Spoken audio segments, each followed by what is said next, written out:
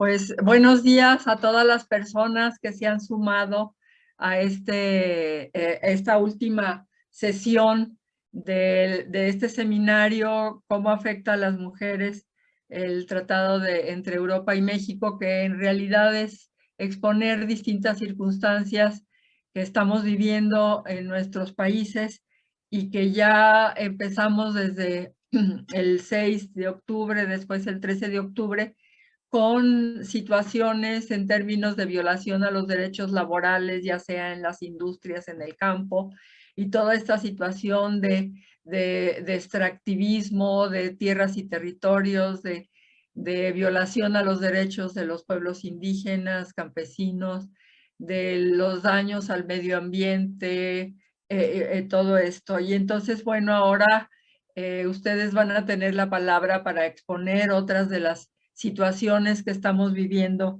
en este país, y agradecemos también la traducción. Vamos a tener traducción del español al inglés y viceversa, y entonces, bueno, agradecemos que su participación y a las traductoras su presencia, que nos faciliten todo este trabajo. Seminario forma parte de una campaña que estamos teniendo para que no se firme el acuerdo global y el Telequem con Europa, entre Europa y México, que le dicen modernizado, pero que finalmente a lo largo de los años, desde el 1997, después con la ratificación comercial de todo esto que le llaman acuerdo, asociación económica, asociación política y cooperación, y vemos cómo finalmente lo que ha venido haciendo ese acuerdo es favorecer a las grandes empresas transnacionales, incluso de ambas regiones, tanto de México como de Europa. Entonces, pues lo que hemos estado tratando de visibilizar, y queremos seguir haciéndolo, es que se muestre estas violaciones, que se muestre estas circunstancias que estamos viviendo a lo largo y ancho del país, y que también en los pueblos en Europa está sucediendo. Entonces, el día de hoy tendremos 4 compañeras, 4 grandes mujeres que harán visibles circunstancias, situaciones complicadas que estamos viviendo, pero también, bueno, los esfuerzos que se están haciendo desde los pueblos, desde la sociedad civil, para librarlos. Edme nos va a hacer una pequeña presentación sobre los acuerdos desde el punto de vista de Europa especialmente. Ella es organizadora también de este seminario, y ella está en Europa, en Suecia, desde hace 35 años. Entonces, espero que no nos hable en sueco porque no le vamos a entender. Y bienvenidas, bienvenidos. Muchas gracias, María. Bueno, ahora voy a presentarles rápidamente, como dice María, a ver si se puede. Ahí está. Una presentación muy breve de la historia de las políticas de condicionalidad de la Unión Europea en acuerdos globales. Estas políticas, ¿por qué todos los tratados de libre comercio y asociación tienen cláusulas sobre derechos humanos y sobre rasgos democráticos de los países con los que se firman los acuerdos? Es por eso que tenemos esta sesión, porque dentro de los acuerdos, dentro del acuerdo global de la Unión Europea con México, hay 2 cláusulas que son muy importantes sobre derechos humanos y democracia. Entonces, ¿cómo empezaron estas cláusulas? Empezaron desde los 90s, con resoluciones desde 91 sobre la necesidad de insertar estas cláusulas de derechos humanos y democracia en todos los acuerdos de cooperación al desarrollo. Y desde mayo de 92 en todos los acuerdos de asociación con miembros de la Conferencia de Seguridad y Cooperación en Europa. Pero sobre todo van a evolucionar a través de Europa del Este, donde se empiezan a firmar estas cláusulas e insertar en los tratados desde 92-93. y pasan a ser un elemento esencial de los tratados de libre comercio. Por esto es tan importante hablar de derechos humanos. Pasan a tener lo que se llama ser parte de elemento esencial de estos tratados a partir de 92. Es el elemento de más fuerza para la implementación de la condicionalidad política. Se les introducen estos acuerdos en el este europeo y en otros muchos países, y se da una discusión sobre las sanciones cuando se violan derechos humanos con los países con los que se han firmado acuerdos. Entonces se dan dos cláusulas de cumplimiento. La cláusula báltica, que empieza en los 90, es una suspensión bastante flagrante del tratado en caso de que haya una violación a los derechos humanos. Y se aplicó esta cláusula en los acuerdos con Albania y Eslovenia. Pero después empieza la cláusula báltica con una condicionalidad mucho más flexible. Es donde hay un proceso gradual de medidas, de sanciones. Y se prefiere este tipo de cláusula a partir de noviembre de 95, donde va a haber más flexibilidad en las sanciones a los países que violen derechos humanos y que tengan un acuerdo con la Unión Europea. Entonces, pero también se va a dar un cuestionamiento de la legalidad para incluir estas cláusulas en tratados de asociación, tratados de libre comercio. Sin embargo, la legalidad es resuelta por la Corte Europea de Justicia, donde se dice que estas cláusulas son válidas en todos estos tratados, pero solo con los países en desarrollo. Y en la actualidad, estas cláusulas de respeto a los derechos humanos siguen siendo válidas como elementos esenciales, es decir, son vinculantes. Pero hasta ahora la Unión Europea ha tenido una política, se llama constructiva, y en lugar de tener medidas restrictivas, nunca ha activado estas cláusulas de suspensión en ninguno de sus tratados comerciales. Sin embargo, muchas partes de la sociedad civil de diferentes partes europeas y también de la sociedad civil de los países con los que se tienen estos tratados y el Parlamento Europeo han demandado de la Comisión Europea hacer uso más robusto de estas cláusulas. Y aquí tengo un link donde hay más información sobre esto. Esto es de mucha actualidad. Entonces, simplemente quería decir que estas cláusulas son muy importantes, son parte de todos los tratados que firma la Unión Europea con los países en desarrollo, sea América Latina, África o Asia, pero hasta ahora no se han hecho uso de las sanciones que conllevan estas cláusulas, y es por eso que es importante sacarlas a flote, porque como vamos a ver en el caso de México, esta violación a los derechos humanos es visible de todas formas, y queremos precisamente presentar estas violaciones como digamos, una violación a las cláusulas esenciales de estos tratados de colaboración y tratados de comercio con la Unión Europea. Entonces, ahora sí le doy la palabra a nuestras panelistas de hoy. Como dijimos, tal vez empezamos por Hazel Dávila. Y voy a poner también, simplemente quiero decir que voy a poner también para todos otra vez el vínculo para ver la carta de protesta que nuestra red europea mexicana ha elaborado en contra de la modernización de este tratado. Entonces, aquí la pongo. El enlace para la carta que hemos elaborado. Y les doy la palabra. Muchas gracias, Edme, muchas gracias. Y bueno, Hazel, que inicia estas presentaciones, ella es fundadora del colectivo Bordeando por la Paz en Ciudad Juárez. El objetivo de esta coalición es la preservación de la memoria, la construcción de memoriales colectivos, ciudadanos y acompañamiento a las madres que viven la desaparición de sus hijas.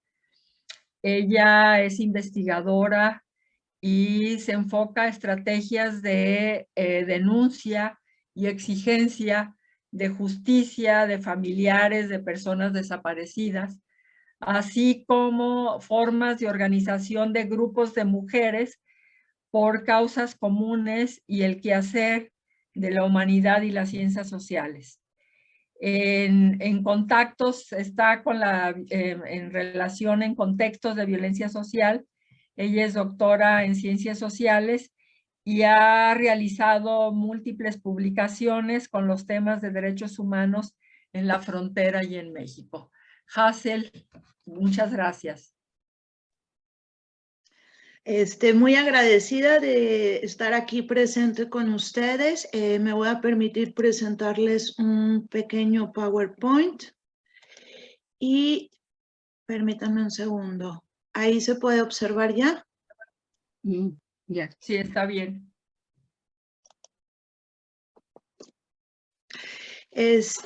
Bueno, me voy a permitir leer para tratar de ajustarme al tiempo establecido, y también de antemano pido una disculpa por los posibles ruidos de vida cotidiana. Quienes son mexicanas ya sabrán la cantidad de ruidos que tenemos en estos lugares, ¿no?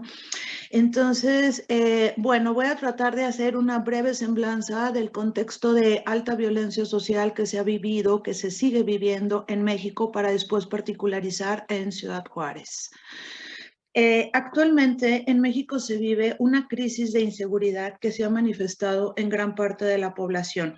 Esta violencia deriva, entre otros factores, del enfrentamiento entre cárteles por el control de los espacios de siembra y o producción de diferentes tipos de droga, y del acceso a las vías de comunicación dentro del territorio nacional para su distribución y exportación, además de su diversificación en muchas otras actividades ilícitas.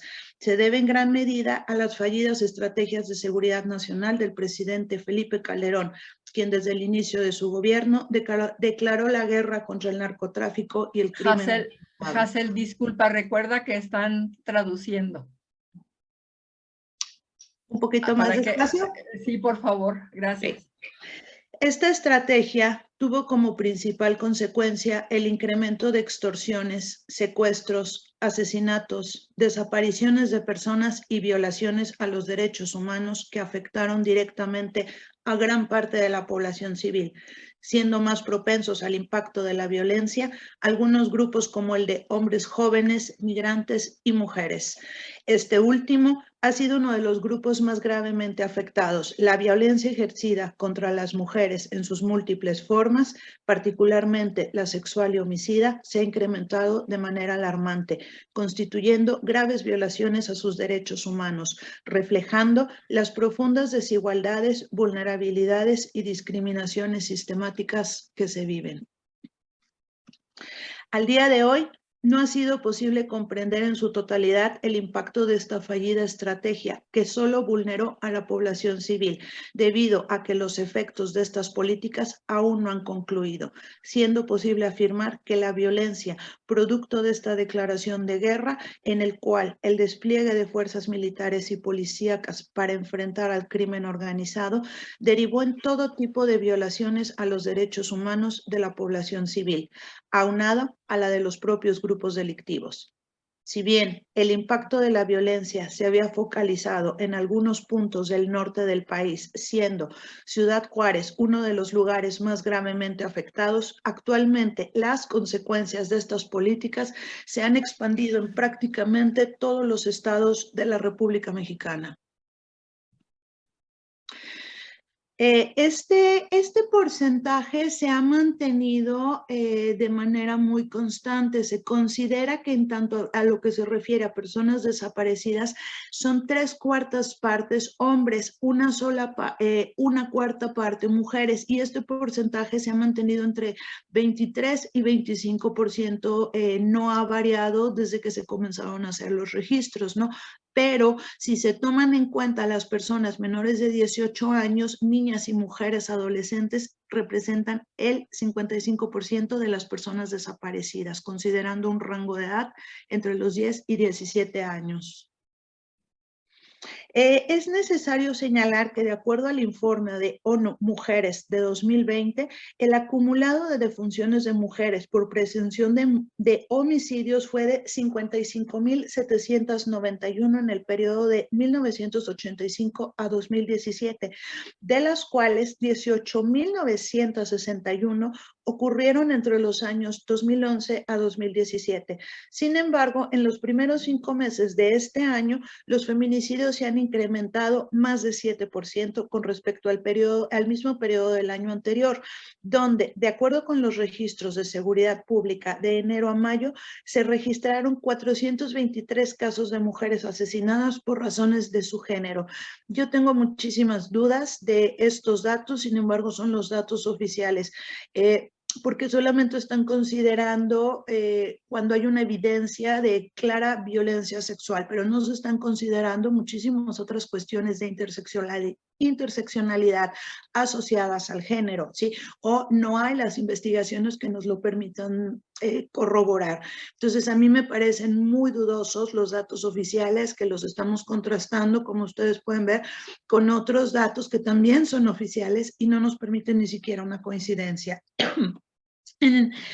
En tanto a estos datos, se puede considerar que 57% se concentran en 8 entidades federativas, que son Morelos, Sonora, Quintana Roo, Colima, Jalisco, Sinaloa, San Luis Potosí y Chiapas, y casi 10% específicamente en ciudades como Culiacán, Tijuana, Juárez, Guadalajara y Monterrey.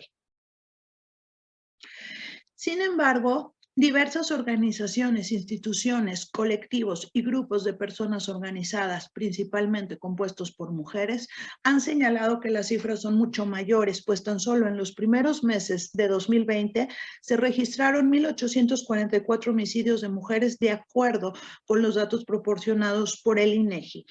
Aunque en el registro de defunciones por homicidio publicado por este instituto no se indica si los homicidios de mujeres fueron cometidos por razones de género, pero se precisa que 73% de estos asesinatos fueron perpetrados por armas de fuego y estrangulamiento. Además, que este incremento de homicidios implicó también que el primer semestre de 2020 ha sido el más violento, al menos en los últimos 30 años, puesto que ni siquiera en los años de la guerra contra el narcotráfico se habían registrado estas cifras. Desde 2009, las muertes violentas de mujeres y de hombres aumentaron significativamente como consecuencia de esta fallida estrategia de seguridad. En los años de 2010 y 2011, los homicidios de mujeres se duplicaron, tendencia que aparentemente se había revertido para 2014 y 2016, pero que al día de hoy, 2022, sabemos que está en muchísimo mayor incremento. Aunque la mayor parte de las cifras reportadas por instituciones oficiales no precisan si los asesinatos son considerados como homicidios dolosos, muertes violentas o feminicidios, con el último y más actualizado reporte del INEGI, se confirma que efectivamente 10 mujeres son asesinadas diariamente en México. Más de la mitad son asesinadas por sus parejas o familiares y casi 3/4 partes son asesinadas con arma de fuego o estrangulamiento. Cabe señalar que la enorme mayoría de los feminicidios se encuentran en completa impunidad, violando toda garantía de derechos humanos para las víctimas directas e indirectas de estos hechos. En este sentido, también es posible afirmar que en cuestión de desaparición tampoco se siguen los protocolos ni se da cumplimiento a las garantías establecidas en materia legal. Al respecto, hay que considerar la Ley General de Desaparición, misma que de manera muy sintetizada tomo algunos de sus puntos para señalar lo que les quiero mostrar, ¿no? En su artículo 5, inciso 9, habla de la no revictimización, que es la obligación de aplicar las medidas necesarias y justificadas para evitar que la persona desaparecida y las víctimas a las que se refiere esta ley sean revictimizadas o criminalizadas en cualquiera de sus formas, agravando su condición, obstaculizando o impidiendo el ejercicio de sus derechos o exponiéndose a sufrir un nuevo daño. El enorme problema en México es que tenemos una estructura legal impecable. Si alguien se dedica a revisar las leyes, va a poder ver que tenemos todo por escrito, sin embargo, en la operatividad no se lleva a cabo. Entonces, el tipo de investigación tiene que ser de orden muchísimo más cualitativo y no meramente una revisión de todos los archivos, porque se necesita poder explicar todo este tipo de características. Pongo como ejemplo la Comisión Nacional de Búsqueda. Esto es información que me dieron ellos mismos en alguno de los rastreos en los que he estado.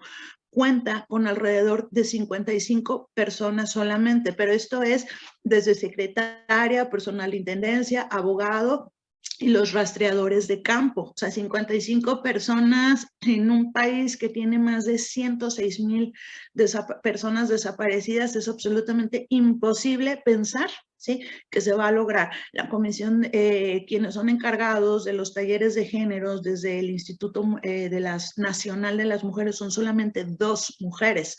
Sin embargo, con esto México puede decir que está cumpliendo, pero en la operatividad, repito, no se logra, considerando además toda la descoordinación que existe entre las dependencias, porque está la municipal, está la estatal y está la nacional. Estas no están coordinadas, por lo tanto, no hay localizaciones ni investigaciones que logren dar resultados efectivos, ¿no? Participación conjunta, esta es otra de las cosas que tampoco se está cumpliendo, ¿no? Se supone que en los términos previstos por la ley, en las tareas de búsqueda, incluido el diseño, implementación y evaluación de las acciones de casos particulares, tienen derecho a estar las familias presentes, mismo que en la gran mayoría de los casos se les niega. Perspectiva de género, esa es otra de las cuestiones sumamente importante que está legislada en la ley de desaparición forzada, ¿no?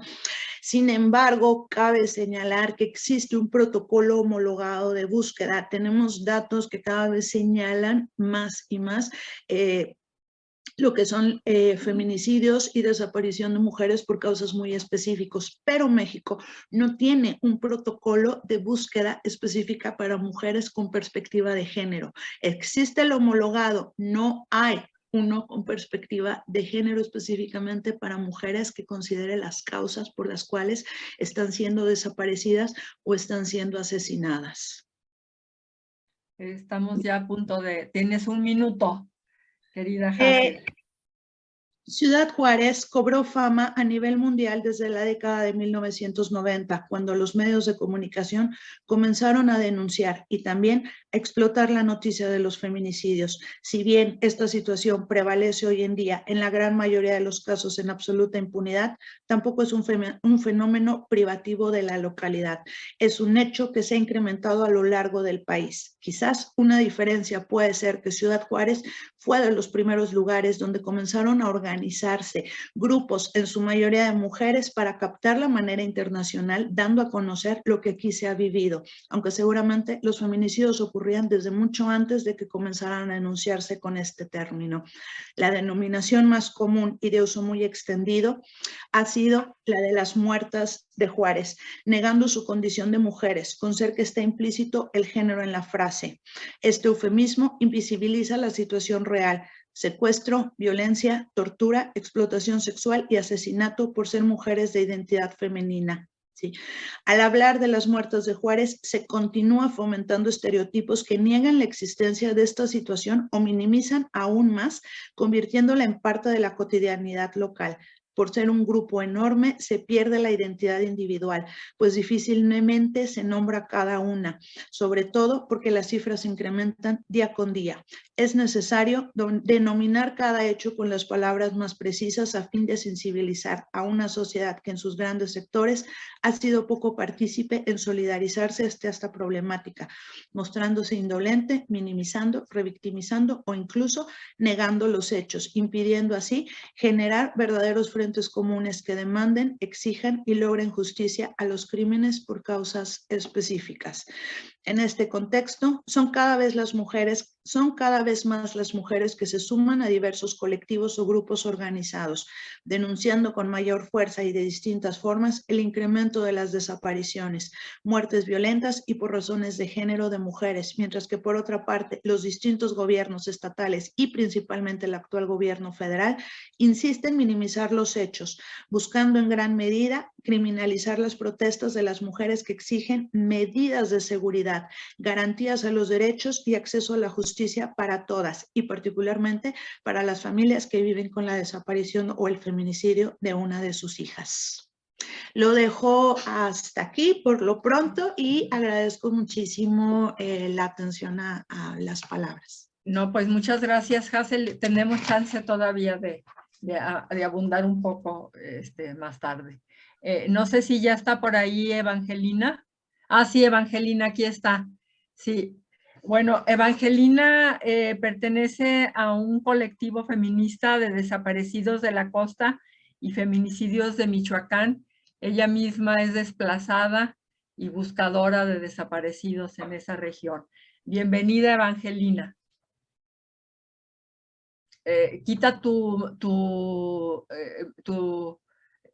micrófono, tienes apagado tu micrófono. Oh, muy Sí, ya bien. lo prendí.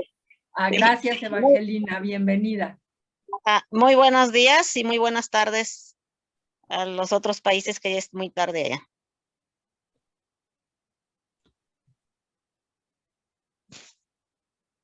¿Sí me escuchan?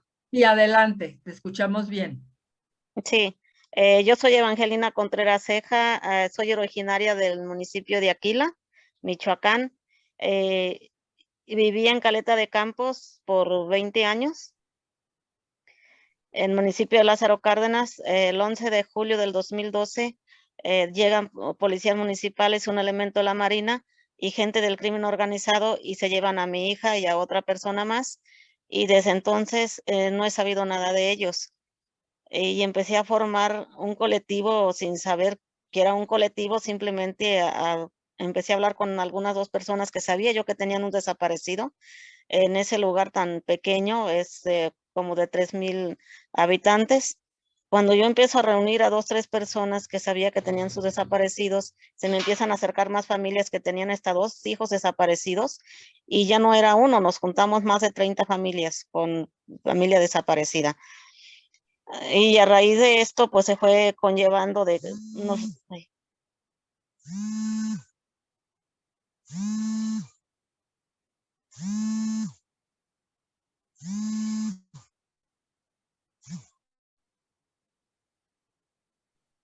a raíz de esto, perdón, que entró una llamada. A raíz de esto, pues yo empecé a buscar a 3, que fue el primer desaparecido, que fue el de la compañera Zenaida, que desgraciadamente ya fue asesinada después de una búsqueda en vida que hicimos, una caravana de búsqueda en vida en el 2019. A ella la asesinan el 19 de julio del 2019. Por esa búsqueda que se hizo, ahí fue donde empezamos a buscar, ahí por las costas, después algo otros desaparecidos que sí lo llegamos a encontrar. Y así se fue incrementando desde 2003, 4 y 5, ya el 2005 ya subió mucho el inicio de desaparición en esos lugares y asesinato de mujeres y desaparición de mujeres. A lo que nos conlleva que ahorita pues estamos viendo que el Estado subió un 60% en asesinatos, desapariciones y asesinato de mujeres, a veces en lo que es región de Zamora, Zaguayo, Jijilpan y Jacona. Hay hasta 6 o 7 asesinatos de mujeres y menores de edad, que son niñas de 13, 14 y 15 años, que sí nos adolece mucho y que el Estado realmente no esté haciendo nada. Tampoco por el desplazamiento, hay mucho desplazamiento interno que se refugian en el municipio de Caguayana, que es un municipio muy seguro. Yo tengo documentadas, hasta ahorita hemos documentado 120 familias. Hablo de familias ya haciendo un conteo entre niños, mujeres, ancianos, lo que conlleva son 530 personas, pero nos falta una cantidad enorme. Yo lo que documenté fue nada más las comunidades indígenas que conocía yo más las familias que son de San Pedro, Guagua, Pichilinguillo, todas estas comunidades que son del municipio de Aquila, pero me falta documentar Chinicuila, Cualcomán, me falta documentar lo que es Colima y Guerrero, que también tenemos una enorme cantidad de desplazados ahí en Caguayana, y muy pocos tenemos en Aquila, porque se refugian más en Caguayana, están refugiándose todos ellos.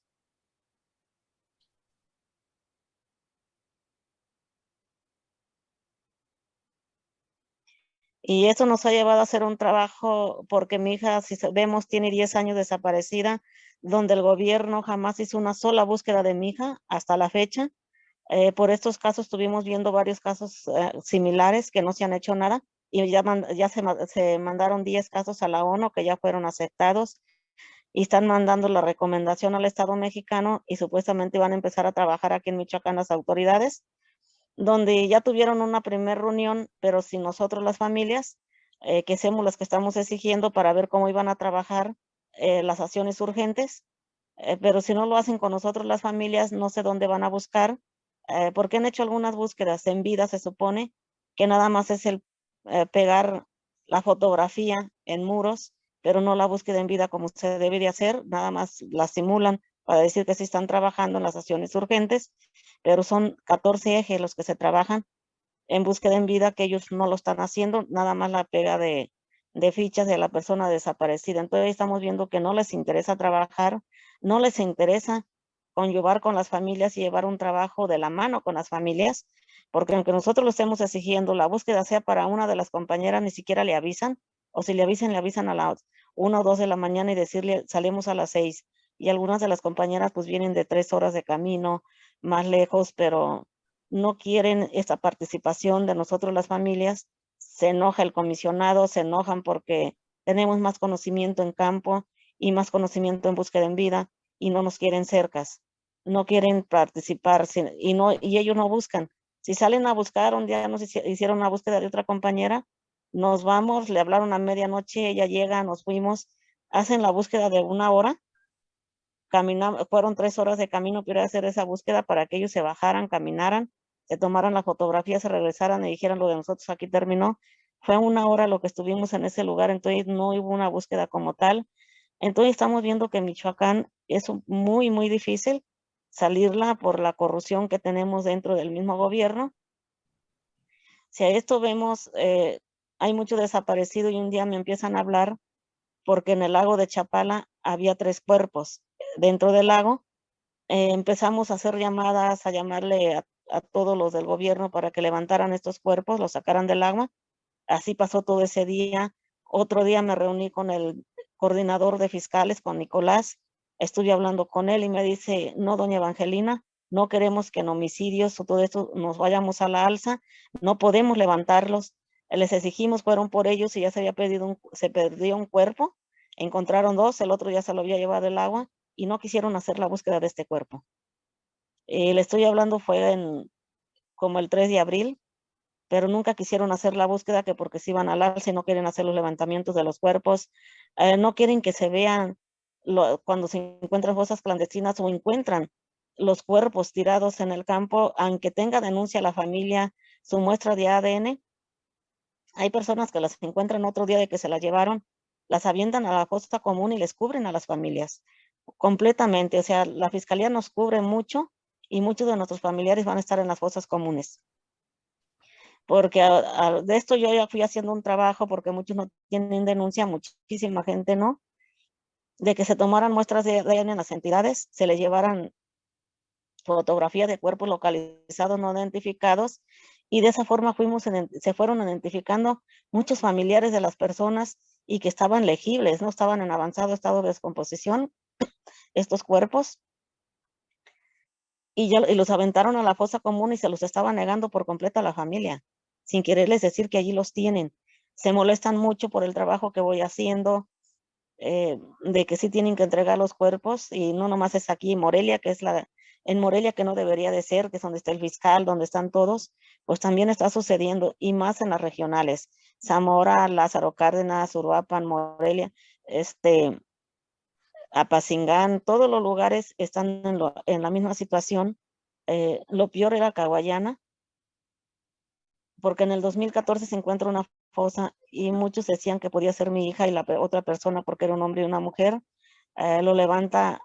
Entonces no eran fiscalías, eran procuradurías de Caguayana, se los llevan. Yo pregunté, me dicen que los mandaron a Morelia, nunca se encontraron estos fragmentos en Morelia de estas dos personas, nunca se encontraron en ninguna entidad, anduve en Apatzingán, anduve en todos lados. Sí me llegaron a mostrar fragmentos que tienen guardados en bodegas, pero están embalados sin ningún dato, si es femenino, si es masculino, dónde fue encontrado. Algunos tienen sello de la FGR, pero no tienen ningún trabajo hecho de identificación para que se identifiquen. Me voy a Caguayana ya hace unos 4 años que volví a regresar, entonces me dice una persona, es que aquí sí los traían, ahí no tienen CEMEFO, los tienen en cajas de funerarias, y cuando se llenan estas cajas, no los avientan a la fosa común, los llevan al basurero y los queman. Entonces estamos viendo que es una crueldad lo que están haciendo, perdón, porque a veces pienso que si era mi hija, pues no la voy a encontrar jamás. Y que hagan ese tipo de cosas, quemarlos y no aventarlos a una fosa común, que ni menos hay una esperanza de recuperarlos y saber que ahí están, o que ni menos que saber que ya sucedió algo y no estar con la esperanza de que regresen con vida. Y un día le pregunto a la fiscal Sandra, le pregunté que qué estaban haciendo, si ya estaban trabajando todos estos fragmentos que tienen estos CEMEFOS, y me dice ella, ¿quién te lo dijo? Le dije, es que nadie me lo dijo, a través de yo buscar a mi hija entre todos los CEMEFOS, porque me decían, entra y búscala, a ver si ahí la tenemos. Le dije, pero no tiene nada, el libro no tiene información, los fragmentos embalados no tienen información. Le dije, ¿yo cómo iba a encontrar a mi hija donde me estaban diciendo que la podía encontrar? Y con esto, pues empezamos a agarrar casos de las personas que pues, tienen el mismo problema muy fuerte, y de una señora que su hijo se lo lleva a la policía, habían tenido un problema familiar y le hablan a la policía, se lo lleva, lo asesinan y se lo niegan todo el tiempo. Ya tenía 5 años la señora buscando. Cuando agarramos nosotros el caso, se meten los escritos, le dicen que su hijo ahí estaba y lo tenían en una fosa. Lo buscamos ya después no lo tenían en fosa, los 2 días nos dicen que no, estaba en CEMEFO. Por el estado de descomposición tan grande que tenía, ya no era necesario aventarlo a la fosa común. Dicen que lo encuentran a los 10 días. A ustedes, yo creo que todas las que hemos trabajado, tenemos el conocimiento, sabemos que un cuerpo que tiene 10 días tirado en el campo, por más fuerte que sea la corraña del campo, toda la fauna silvestre, no lo van a dejar que no tenga nada de olor, que encuentren unos cuantos fragmentos, ni siquiera el cuerpo completo, bien deteriorados sus huesos, los fragmentos, como que ya hubieran tenido más de un año tirados en el campo, cuando ellos dijeron que lo encontraron a los 10 días. La ropa sí era del muchacho. Tenían como 5 o 6 fragmentos, nunca lo encontraron completo. Entonces, en todo momento, pues estuvieron mintiendo, pues ahorita se está trabajando mucho para que se vuelvan a hacer las muestras de ADN y que nos digan realmente las causas de muerte, porque las familias tienen el derecho a saber de qué murió su familiar y si es cierto que es su familiar.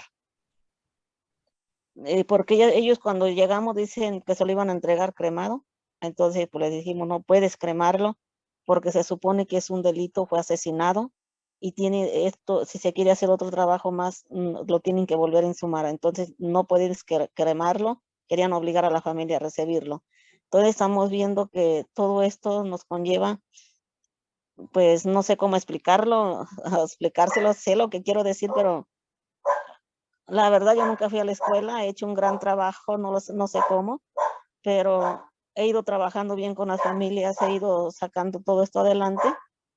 Gracias a mi hija, que es la que me apoya, que ella sí está preparada, y un licenciado que se adhiere a nosotros, a la organización de nosotros. Pues hemos ido haciendo un gran trabajo con todo esto y por lo menos descubriendo lo que han hecho y lo que no han hecho. Y de esto pues se va a derivar mucho trabajo donde no nos quieren dejar participar. Y para nosotros andar en campo, buscando en campo, nos ayuda psicológicamente más que un psicólogo, porque sentimos que hacemos algo. Yo fui desplazada el 11 de julio del 2016.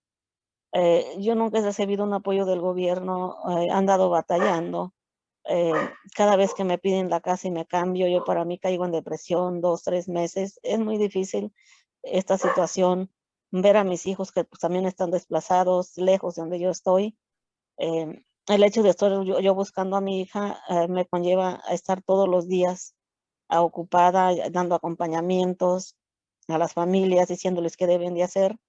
Y ya son acompañamientos pues, a varias instituciones, lo que es la Fiscalía Especializada en Desaparición, como Comisión de Búsqueda, Comisión Ejecutiva de Atención a Víctimas y por si fuera poco hacen una comisión de víctimas de derechos humanos, que tenemos que llevar las familias a todas estas dependencias, pues nos lleva todo el día y parte de noche en este trabajo, dando acompañamiento y seguimiento a sus casos. Entonces sí, pues la vemos difícil y yo me da tristeza porque pues ahorita ya tengo nietos, no puedo convivir con ellos como yo quisiera convivir. Quisiera encontrar a mi hija y convivir más con mi familia, porque también lo necesitan, en que ya mis hijos estén grandes, tengan sus parejas, pues también necesitan que uno esté momentos con ellos. Desgraciadamente yo a veces no puedo, hacen el cumpleaños de alguno de los bebés, no voy, o sea, si me siento mal, no voy porque no tengo ánimos de ir a una fiesta jamás. Revelo a mi hija y no lo he podido superar en 10 años, creo que no lo voy a superar nunca. Y por si fuera poco, pues se llevan otro de mis hijos en el 2018. A él se encuentra con vida gracias a la rápida que hice la denuncia luego que se lo llevan en el mismo rato. Pero fueron 3 días, me fui a los operativos para que sí trabajaran. Alguien ubica los celular, me lo cambian de muchos lugares y se recupera con vida, muy torturado. Fueron los policías estatales. Después de esto quisieron llevarse a mi otro hijo, me subí yo al carro, me fui con él. Nunca lo llevan a una dependencia de policía, lo llevan a una casa de seguridad, donde nos piden 40,000 pesos para dejármelo, pero me dicen que si decíamos o mi hijo denunciaba, iban a matarnos a todos. Y desgraciadamente fue la policía estatal. Entonces, uno se pudo hacer denuncia, mi hijo nunca quiso, mi otro hijo tampoco. Hay fotografías, algo que se documentó, que documentamos nosotros mismos de esta situación que pasó. Entonces, lo que vemos que más bien somos perseguidos por todo este trabajo que vamos haciendo, las amenazas de que dejemos todo. A mí me amenazaban mucho, me querían hacer firmar un papel donde yo tenía que decir que mi hija no estaba desaparecida, que mi hija estaba con vida. Y fue la misma gente de gobierno. Cuando llega Yankee aquí con Castillo, dijo que él se iba a encargar de buscar a mi hija. Después me habla y me dice que mi hija está viva, que mi hija no, dice no está muerta, está viva. Pero yo le pregunté muchas veces dónde está mi hija. Y dice, si sigues dudando de mi palabra, ya no voy a investigar nada, ni te voy a decir nada, dijo, y dejó el caso. Pues realmente dejó el caso porque no era verdad, no la estaba buscando, simplemente era un engaño. ¿Qué cubre el gobierno en esta desaparición de mi hija? No lo sé. O si es cierto que mi hija está viva, tampoco lo sé. Nunca me dio información completa. Si es cierto que él sabía que mi hija está viva, pero ¿dónde está? Y son cosas que confunden y duelen, porque ¿dónde está mi hija? Si el gobierno sabe que está viva, ¿por qué nunca me lo dijo en qué lugar está, quién la tiene o por qué lo cubren?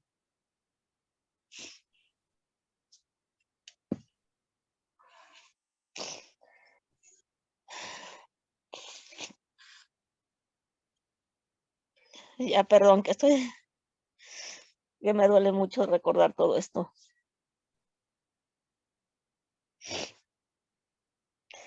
Si quieres, dejamos tantito que descanses, Evangelina, para que en otro momento podamos seguir, puedas seguir expresando. Es una situación muy dolorosa, pero pareciera que uno está escuchando a las madres de muchos estados de la República, en donde los 3 niveles de gobierno, municipales, estatales y federales, están actuando de la misma manera. Y esa situación en donde dejan al arbitrio de las posibilidades que tienen las buscadoras, las madres, los colectivos, es indignante. Y estos esfuerzos que han hecho para interrelacionarse, para articularse en los distintos colectivos, pues es muy importante porque fortalece estas circunstancias y pueden compartir esto, pero además como pues es una convocatoria a toda la población, a toda la sociedad civil, a que no descartemos que cualquier persona cualquier familia está en la amenaza de que vivan circunstancias de esa naturaleza. Y hay un compañero periodista, Rubén Martín, en donde habla de una situación muy, muy grave con respecto a las desapariciones y hace unos comparativos con otros lugares de América Latina del número de desapariciones. Y entonces dice, por ejemplo, que en Chile, en el tiempo de Pinochet, dice que dejó 3,000 desaparecidos la dictadura y que la dictadura argentina sumó 30,000 desapariciones. Que la guerra civil en Guatemala en las décadas de los 70 y 80 dejó 45,000 desaparecidas. Que los gobiernos militares de Colombia dejaron 80,000 desaparecidos durante 60 años. Sin embargo, en los datos que nos ha expresado Hassel y que en realidad son más, según los datos de las madres de las familias de los desaparecidos, ya llevamos en México más de 100,000 desaparecidos y desaparecidas en supuestamente donde no existe una guerra oficial, pero que sin embargo vivimos una guerra en este país y que desafortunadamente está yendo contra las poblaciones a las que victimizan, a las que criminalizan cuando están haciendo un trabajo de búsqueda como lo está haciendo Evangelina. Entonces vamos a dejar un momentito Evangelina y le vamos a pedir a Doris Carmona de Educa Oaxaca, que además pertenece a unos colectivos muy importantes de mujeres en defensa de los derechos y demás, que ella nos puede ampliar, y que pues tienes el micrófono, Doris. Muchas gracias, María. Buenos días aquí en México, ¿verdad? Creo que tardes para ustedes. Queremos primero pues agradecer la invitación que nos hacen para participar en este seminario. Siempre los espacios de diálogo, discusión, formación son bien necesarios, ¿verdad? Para este contexto que seguramente no solo es en México, sino que en muchos sentidos se comparte en otros países, ¿no? Decir que, bueno, yo voy a compartir en general un poco el trabajo que estamos haciendo con mujeres y de manera particular nos han invitado a traer como la voz, la experiencia, la memoria también de Betty Cariño. Entonces ahí algunas reflexiones que queremos compartir. Nuestra organización es una organización de la sociedad civil, tenemos más de 27 años de trabajo con comunidades, con pueblos en el sur de México, en el estado de Oaxaca, y estamos acompañando también desde aquí a comunidades, a pueblos que en los últimos años están siendo afectados por proyectos extractivos como minería, eólicos, hidroeléctricas, ¿no? Una disculpa por un poco el ruido que está aquí, pero hay una cosa logística que nos está atravesando también justo en este momento. Entonces, bueno, Educa estamos acompañando a estas regiones, como decía yo, en la región sur de México, una región también muy importante en términos de una diversidad natural, cultural, social, que está presente en estas regiones, ¿verdad? Frente a eso, pues las mujeres, los hombres, también con un acumulado muy importante en términos organizativos, ¿verdad? En términos de una identidad, en términos de un proceso muy cercano y vinculado con el territorio que están habitando. Entonces, esas como dos condiciones, dos elementos que se enfrentan, ¿verdad? Que se sobreponen, que están ahí en estos espacios. Decir también que reconocer también mucho el esfuerzo que están y que ahora nos comparte Hazel y que nos comparte Evangelina, ¿verdad? Sentimos y queremos decirle a Evangelina, ¿verdad? Que también sentimos su dolor y les acompañamos también en la exigencia de justicia, ¿verdad? En un país que tiene muchas deudas, ¿no? Que tiene muchas deudas con las víctimas, con las familias, con los pueblos, con las mujeres, ¿no? Entonces, les acompañamos también y Angelina también le mandamos ahora un abrazo, ¿verdad? Bueno, voy a poner una presentación que tengo aquí, si me permiten, es básicamente unas imágenes que queríamos nosotras compartir. Como digo, en particular nos invitaron a compartir sobre Betty Cariño, decir que, bueno, como Educa, con nuestra organización hemos estado cercanas, digamos, al proceso de exigencia también de justicia para Betty. Muchas de mis compañeros aquí en la organización pues colaboraron, estuvieron intercambiando con ella en los procesos que acompañaban. Y bueno, aquí queríamos mostrar a ver si se logra ver. Creo que sí, ¿verdad? ¿Está ya en la pantalla? Sí se ve, Doris. Gracias, María. Bueno, esta imagen que está al frente es una imagen que una de nuestras compañeras aquí en la organización nos colaboró para hacer en un proceso también que desde hace 2 años hemos estado impulsando. Somos parte de la red Alforja. Desde la red Alforja hemos pues reflexionado mucho en torno a la importancia de recuperar la memoria, ¿verdad?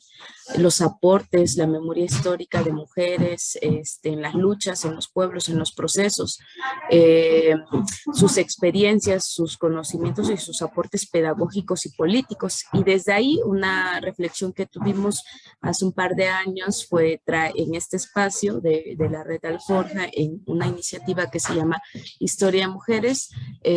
Cada cierto periodo digamos, se discute, se habla, se comparte de alguna de las compañeras y bueno, a nosotras nos tocó una reflexión en torno a la vida de Betty Cariño también y esta imagen que ahora compartimos es resultado, digamos, de esta reflexión que una de nuestras compañeras nos colaboró a realizar, ¿no? Que está aquí en nuestras oficinas también acompañándonos. Bueno, seguramente es posible que esta información pues ya la tengan, ¿no? Betty Cariño y Giri Yacola fueron asesinados el 27 de abril en 2010, cuando pues hacían una caravana de paz y observación de derechos humanos que se dirigía al municipio de San Juan Copala. Bueno, desde el asesinato de Betty y de Giri ha habido un acumulado pues de violaciones, ¿no? A los procedimientos, a los procesos jurídicos que ha llevado pues a que no haya justicia, ¿no? Desde entonces para las compañeras, para el compañero también Giri, ¿no? Decir que Betty Cariño es una compañera también, bueno, es una compañera para nosotras que ha dejado un aporte bien importante, ¿no? Una compañera que reconocemos su ser, pues, activista, ¿no? Su ser mujer, su ser madre también, su ser defensora, su ser comunicadora, también su ser poeta, ¿no? Betty, como saben ustedes, y por ahí en internet hay algunos materiales, es una mujer que escribió mucho, ¿verdad? Que escribió mucha poesía, poemas, relatos, ¿no? Y yo quería traer aquí este pequeño poema que le llamó Sentir Oaxaca y que describía mucho el momento en el que Betty había estado haciendo su trabajo, ¿verdad? En 2006 en Oaxaca experimentamos un proceso, un movimiento político, organizativo muy importante y muy fuerte también en términos de agresiones que hizo el gobierno del estado a un sector del magisterio de Oaxaca, ¿no? Una agresión violenta, una agresión a través de la policía, una agresión dirigida también a un plantón que estaban realizando, lo que detonó que distintos actores, no solo en la ciudad, sino en las distintas regiones del estado, se movilizaran, bueno, ya sectores ya que obviamente venían organizados, pero que en el marco de esa agresión, ¿verdad? Esa violencia a los derechos humanos, estas, digamos, regiones, la ciudad, se realizaron muchas jornadas, ¿no? Muchas movilizaciones, se tomaron radios, se tomaron casetas, carreteras, hubo una movilización muy fuerte en 2006, en donde Betty Cariño en particular había tenido en particular o tuvo en particular presencia muy importante en la región de la Mixteca, de donde ella era originaria, para la articulación, la organización, la información también a los otros pueblos de lo que estaba pasando, ¿no? Y bueno, voy a leer aquí un poquito. Oaxaca huele a humo, a llantas quemadas, huele a esperanza y a olvido, huele a la lucha y a la protesta. Sabe a barricadas envueltas en mole y chocolate, sabe a marchas entre quesillo y guelaguetza, se oye la voz del pequeño hecho gigante. Entonces eso es un poco, este poema me parece representa mucho lo que en ese momento estaba pasando en Oaxaca y lo voy a dejar por aquí para que después lo puedan ver.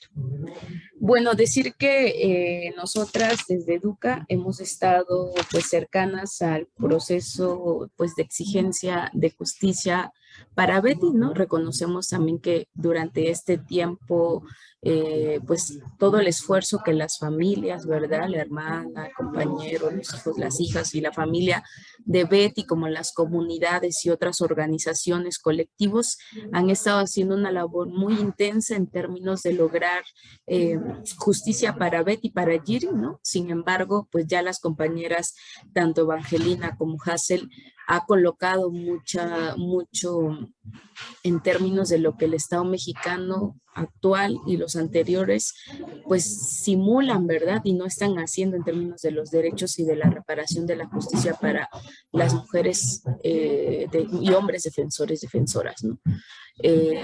Nosotras hace un par de años también en el marco de esta iniciativa que les contaba de Historia de Mujeres, hemos realizado una jornada Mujeres en Defensa del Territorio y de la Vida, Betty Cariño, Semilla de Esperanza para los Pueblos, pues reconociendo que es muy importante, como decía, recuperar pues toda esa memoria de las compañeras, ¿verdad? Recuperar ese acumulado, las palabras que nos pueden seguir dando impulso, ¿no? No solo desde las que aprendemos, ¿verdad? Sino que también desde las que nos dan impulso, desde las que nos dan esperanza, desde las que pueden dar un poco de cariño a nuestros corazones para seguir la lucha, los procesos, ¿no? Entonces, desde ahí, ¿no? Hicimos esta jornada donde ya decía, ¿no? Reconocemos todas estas dimensiones de Betty Cariño, ¿no? Como mujer, madre, poeta, defensora de los territorios, ¿no? Invitamos en ese momento a algunas compañeras a colocar una ofrenda en memoria a Betty, ¿no? Aquí hay una pequeña ofrenda de nuestras compañeras de la Sierra Norte que nos colaboraron también para el proceso, y en nuestro espacio, digamos, en nuestra oficina hicimos un ritual, ¿no? También para traer un poco esta memoria, ¿no? Betty como una compañera, pues con muchos aportes en términos de la economía comunitaria, de las radios, de la autonomía municipal, ¿no? con una apuesta muy fuerte, muy firme en términos de los intercambios entre campesinos, campesinas, ¿no? Una apuesta también muy importante en términos de las preparatorias comunitarias. Entonces nos contactamos con algunos espacios, ¿no? Y de estas preparatorias que Betty impulsó en las regiones, ¿no? Actualmente al menos 2 siguen activas, digamos, ¿no? De estos procesos de educación que Betty estuvo acompañando. Y bueno, Betty mucho en la apuesta de las alianzas de los pueblos, ¿no? De las articulaciones y de las alianzas de los pueblos. Entonces, bueno, aquí están algunas fotos también de la ofrenda. Decir también y aprovechar estas fotos para decir que en nuestro trabajo como Educa, en el trabajo no solo con mujeres, quizá un poco más fuerte en el trabajo con mujeres, pero en nuestro trabajo como Educa en la defensa de los territorios, sí que tenemos una apuesta bien fundamental en términos de la espiritualidad, ¿no? De la espiritualidad como una herramienta, como una estrategia, como un elemento que nos pueda hacer posible pues seguir avanzando en nuestras luchas, ¿no? La espiritualidad que luego en el proceso con mujeres también forma parte del autocuidado, del cuidado colectivo, ¿no? Como esta posibilidad de intercambiar y fortalecernos desde distintas maneras, ¿no? Entonces, para nosotras en nuestro trabajo de Educa ha sido la espiritualidad, la mística, un elemento bien importante para la defensa de los territorios y los derechos de las mujeres. Bueno, por aquí también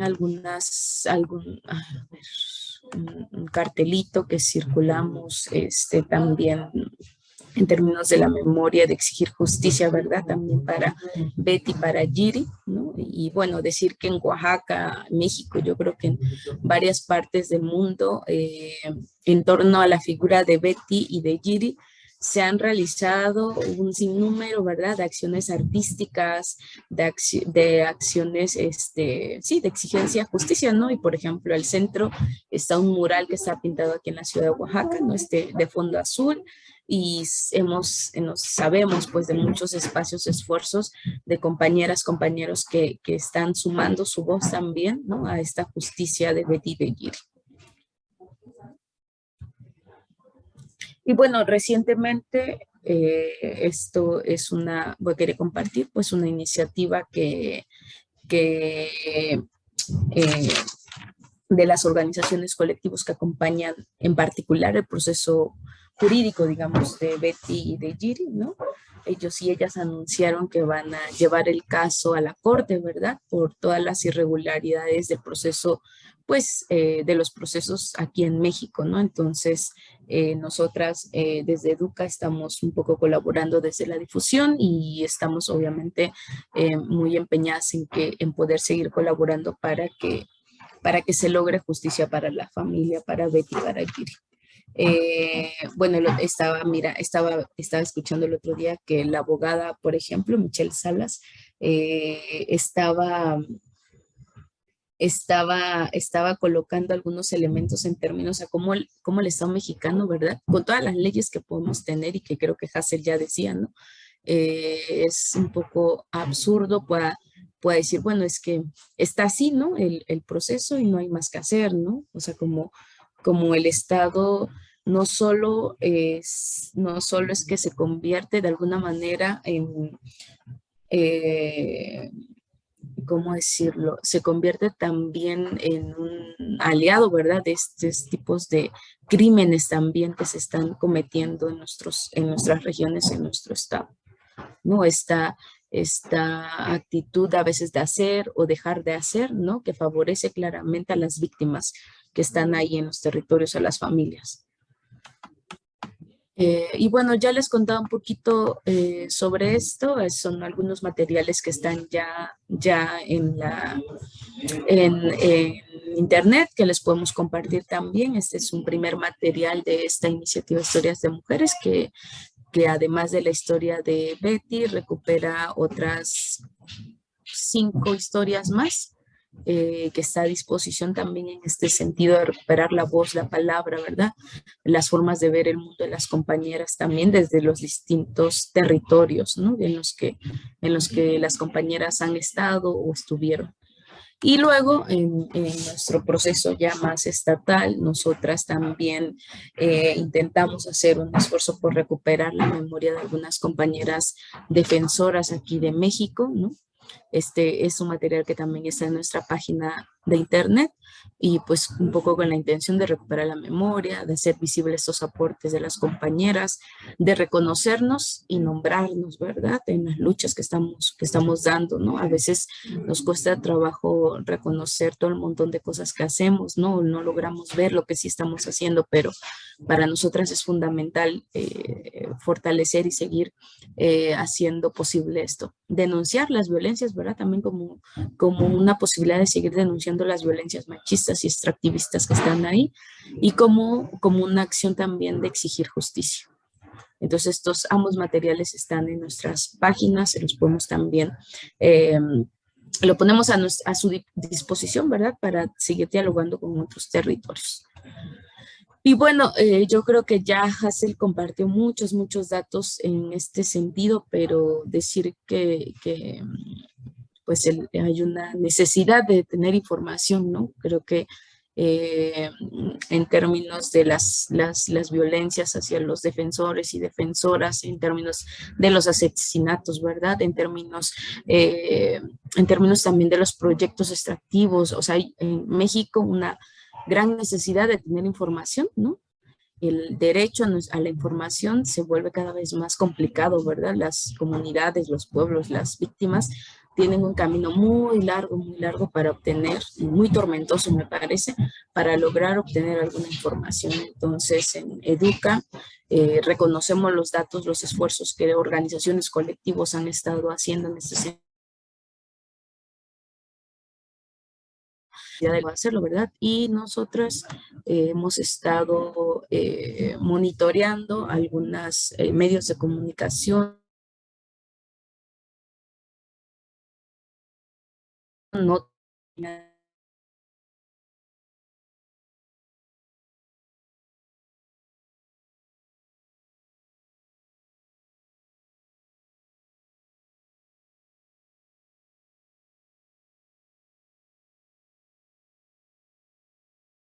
Patricia Susana Rivera. Entonces, por ahí un poco una ilustración que permite ubicar dónde tenemos estos asesinatos y, como digo, una manera de contribuir también a los datos, a la información de estas situaciones, ¿no? Bueno, ¿por qué para nosotras ha sido muy importante recuperar el aporte de Betty Cariño y de otras mujeres defensoras, ¿no? En términos del proceso que estamos acompañando en Educa, ¿no? Aquí en Oaxaca, como muchas regiones del sur del país, hay muchos megaproyectos, ¿no? Que están afectando directamente a comunidades, a pueblos que están habitando estos territorios. Como decía hace rato, hay una gran diversidad natural, agua, bosque, tierras, ¿no? Que está habitada por comunidades y pueblos indígenas, y sobre estos, pues una mirada, pues mercantil de los territorios, ¿no? Una mirada limitada de los territorios, solo en Oaxaca, en la región de los valles centrales, en el centro de Oaxaca, digamos, hay 80,000 hectáreas de territorio concesionados a la minería, ¿no? Sin que las comunidades o estas comunidades que habitan esos territorios hayan sido informadas, ¿no? O hayan sido consultadas sobre estas actividades, ¿no?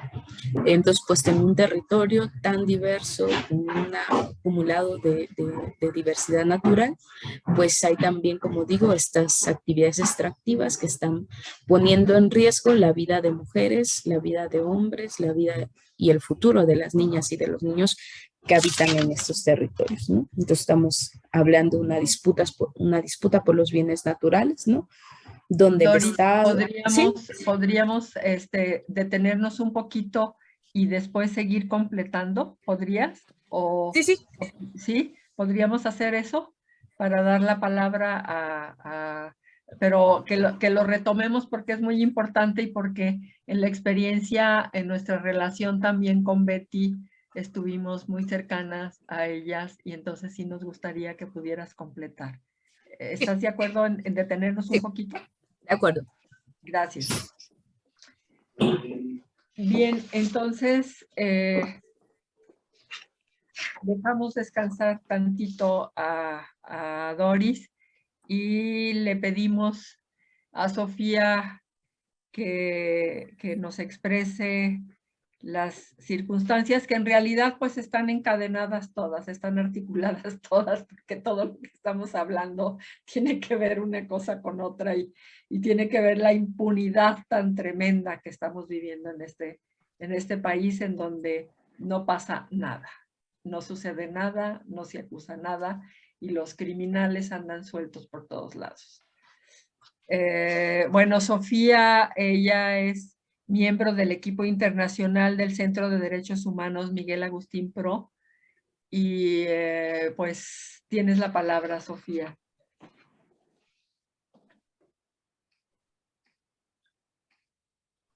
Hola, ¿qué tal? Buenos días. Me da mucho gusto estar acá con todas y todos. Haber escuchado también a las compañeras que expresan muchas de las preocupaciones que me parece que son compartidas en materia de derechos humanos y que son también pues en las que voltear a ver cuando hablamos de cuáles son los retos en materia de derechos humanos y que tenemos que estar atendiendo en estos contextos. Les mando un abrazo solidario a todas las que me han antecedido, recordando pues, la solidaridad que tenemos que tener como país para las personas desaparecidas, para las familias que les buscan, para quienes siguen defendiendo el territorio, para las comunidades indígenas y los defensores, y bueno, reconocer que precisamente son esos rostros los que nos tienen que seguir alentando y me dice por acá que tengo un eco, déjame ver si es para acá, termina. A ver, un segundito para...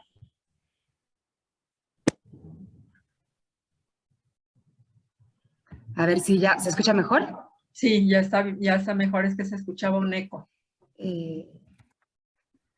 Y bueno, me parece que también cuando hablamos de los modelos de seguridad y los retos de la seguridad militarizada, precisamente se enmarca en mucho de lo que ya referían. Es precisamente estos rostros de los que ya hablaban, ¿no? Las personas desaparecidas, quienes viven también las consecuencias de megaproyectos que se buscan establecer en ciertos territorios, etcétera, pues son muchas veces los rostros que un modelo de seguridad como el que estamos viviendo, militarizado, genera. Y creo que por eso desde el Centro Pro tenemos una preocupación particular frente a la militarización, que ha sido el modelo que se ha seguido profundizando en este país y que genera consecuencias letales para los derechos humanos.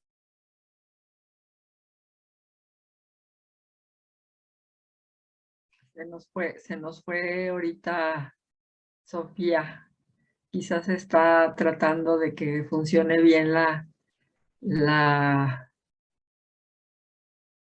que se funcione bien el...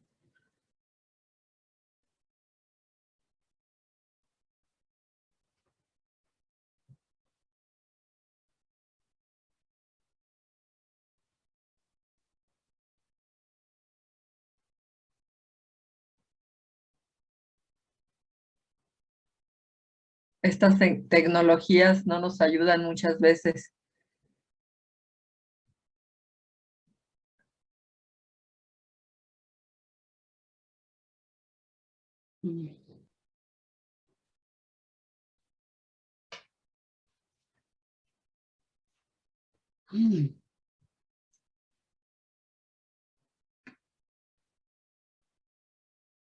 Quizás mientras Sofía vuelve a reconectarse, podríamos retomar otra vez a Doris para que pueda seguir avanzando en su presentación. ¿Sí? Ya está Sofía. Ya está Sofía. Muy bien, gracias. Una disculpa, parece que no podemos librarnos de los problemas tecnológicos No, es una cosa terrible, sí. Adelante, Sofía. Desconectó la computadora, pero ya estoy acá y listísimo. Y bueno, entonces para hablar precisamente, como les comentaba, de las preocupaciones que vemos desde el Centro PRO en este esquema de seguridad militarizado, pues bueno, quisiera poner una presentación para guiar la charla y hablar de cómo hemos documentado que este modelo de seguridad en este sexenio ha mantenido ese enfoque militarizado y que ha generado además diversas violaciones en materia de derechos humanos y que es una de las principales preocupaciones además que vemos a futuro. Entonces voy a poner la presentación. Espero poder compartir pantalla fácilmente para poder guiar esta plática.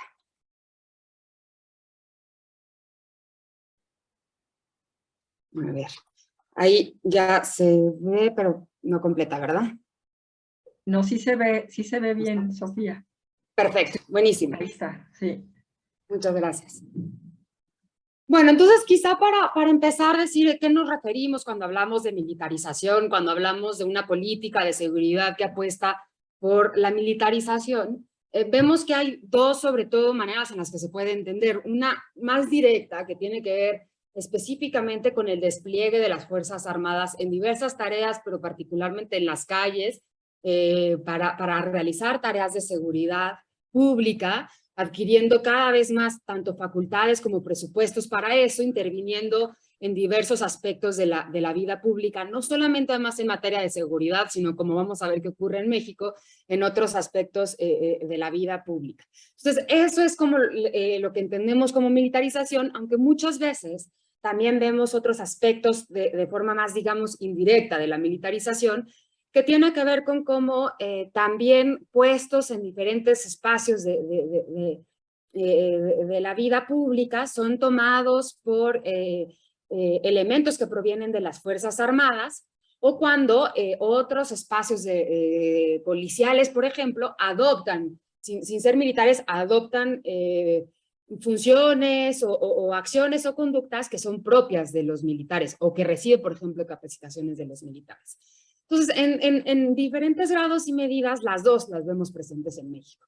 Esta militarización más indirecta que tiene que ver con cómo se van generales, por ejemplo, en retiro, van teniendo espacios y puestos muchas veces además altos en el poder y que a partir de ahí toman decisiones, como también las policías comenzaron a adquirir cada vez mayores conductas que eran más asociadas a las Fuerzas Armadas, pero sobre todo cada vez hemos visto más esta militarización directa, que tiene que ver con la presencia de las Fuerzas Armadas en las calles, con su participación en tareas de seguridad pública y con su también participación en diferentes áreas de la administración pública en general.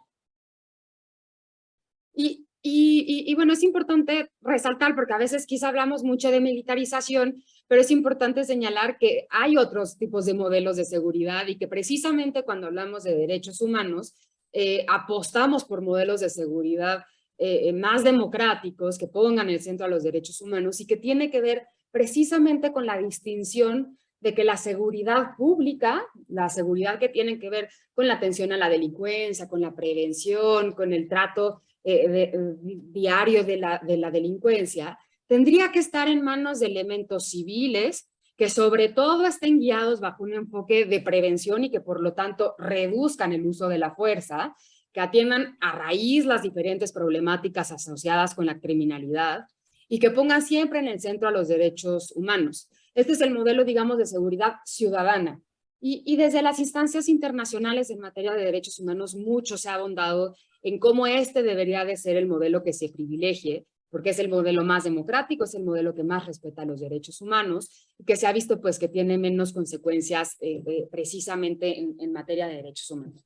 Pero hay también otro modelo, que es en donde se inserta, digamos, el modelo de seguridad militarizada, que lejos de poner en el centro a los derechos humanos, está basado en la seguridad nacional, en el orden público, estos conceptos que además implican muchas veces categorizar a la otra y al otro como enemigo, al enemigo que vencer, y que por lo tanto muchas veces hace una apuesta de seguridad a partir de esa distinción, que genera sobre todo contextos centrados en el uso de la fuerza, la reacción, no la prevención, sino la reacción, que incluso apuesta por la fuerza letal, no la gradual en el uso de la fuerza, y este es precisamente en donde se centra el modelo de seguridad militarizado, que es completamente contrario a la seguridad ciudadana. En diversos espacios, tanto refiriéndose a México como en general a la región latinoamericana, incluso universalmente se ha dicho que los estados, para garantizar los derechos humanos, tendrán que apostar por un modelo de seguridad ciudadana y no un modelo de seguridad militarizada. Lamentablemente hemos visto que, como refería, esta es una preocupación global con diferentes tintes y ya veremos cuál es la situación particular en México, pero sin duda hay una preocupación global y sobre todo regional respecto a cómo se ha privilegiado en muchos países el uso de las Fuerzas Armadas para atender no ya los riesgos externos para los que están hechas, la guerra, etcétera, sino para atender situaciones internas.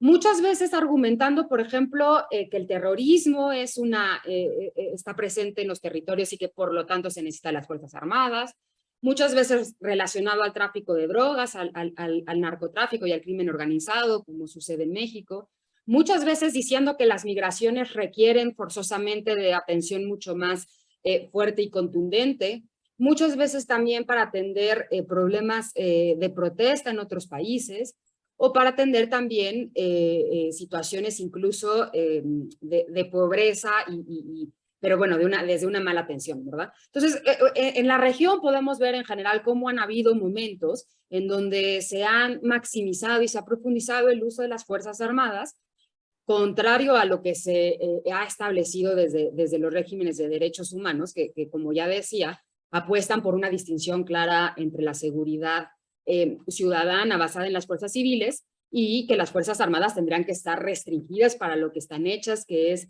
atender riesgos de seguridad exterior. El riesgo de no hacerlo así es que las Fuerzas Armadas que hacen uso de la fuerza prioritariamente y que catalogan en general bajo además elementos ideológicos generalmente al otro como enemigo, como amenazas, pues bueno, es que generan, como ya veremos, una serie de problemas y violaciones a derechos humanos.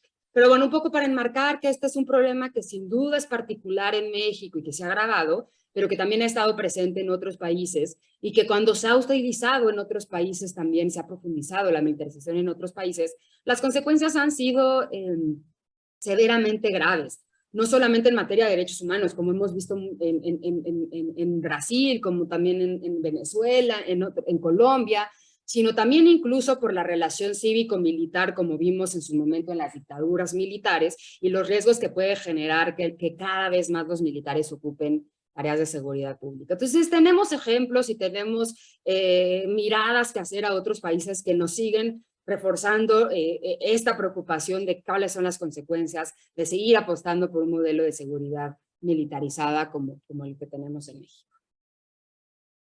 Bueno, entonces también como ya decía, es a partir de estas condiciones que han sucedido en otros países en la región, que incluso pues la Corte Interamericana de Derechos Humanos, que como instancia principal que vigila el cumplimiento de los estados en materia de derechos humanos y el cumplimiento de la Convención Americana sobre Derechos Humanos, ha establecido ya diversos criterios en la materia que deberían guiar y que son los que, por el contrario, vemos incumplidos en el caso mexicano, por ejemplo. Entonces, bueno, en particular, hago dos citas que creo que pueden encuadrar un poco de estas preocupaciones. Una es que la Corte ha dicho que la seguridad ciudadana no puede basarse en un paradigma de uso de la fuerza que apunte a tratar a la población civil como enemigo, sino que debe consistir en la protección y control de los civiles. Y precisamente cuando habla que la seguridad ciudadana no puede basarse en este paradigma de uso de la fuerza, se está refiriendo al uso, a la perspectiva que se tiene de la seguridad por parte de militares. Y precisamente hace referencia a cómo esta es contraria a los estándares que deben privilegiar a los derechos humanos de manera central, la prevención y limitar el uso de la fuerza.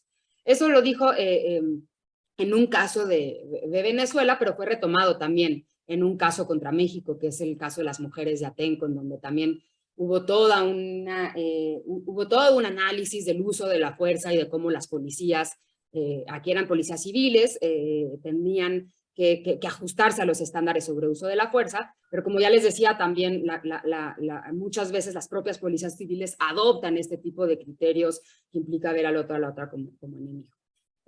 Y otra, en la sentencia, digamos, más reciente en materia de militarización, que tiene que ver precisamente con desapariciones forzadas cometidas ya en el contexto de la guerra contra el narcotráfico, en el caso Alvarado, acompañado por las compañeras de SEDEM en el norte, estableció que diversos organismos, y señala como en diversas instancias universales y en materia de derechos humanos, coinciden en señalar que la participación de las Fuerzas Armadas en labores de policía, ya sea judicial o ministerial, puede resultar contrario a los principios de Estado de Derecho, como la separación de poderes, independencia, autonomía y la subordinación a las autoridades civiles, y que por lo tanto hay una coincidencia, digamos, internacional en que los mecanismos de rendición de cuentas que